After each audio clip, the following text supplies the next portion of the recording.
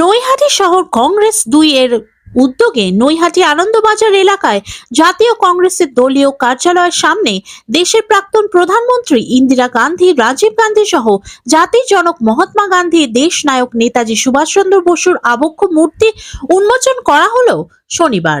এই অনুষ্ঠানে উপস্থিত ছিলেন প্রদেশ কংগ্রেস সভাপতি শুভঙ্কর সরকার, উত্তর ২৪ পরগনা জেলা কংগ্রেস সভাপতি তাপস মজুমদার সহ একাধিক কংগ্রেস নেতৃত্ব।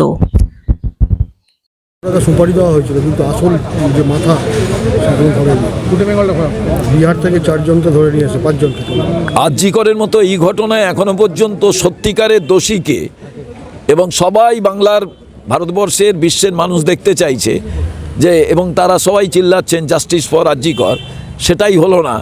আর আপনি মালদায় এসে খুন করে দিয়ে গেল, 10 লক্ষ টাকা সুপারি দিল।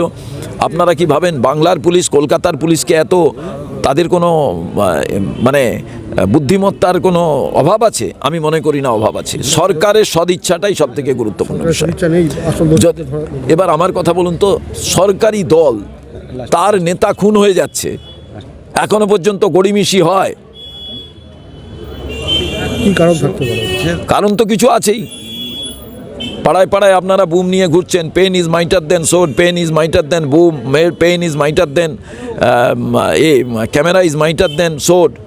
আমরা বলি, আপনারাই তো কান পাতলে শুনতে পাবেন যে ঘটনা কি, তার স্ত্রী কি বলছেন। আজকেই তো বহুল প্রচালিত সংবাদপত্রে তার স্ত্রীর কথা আছে।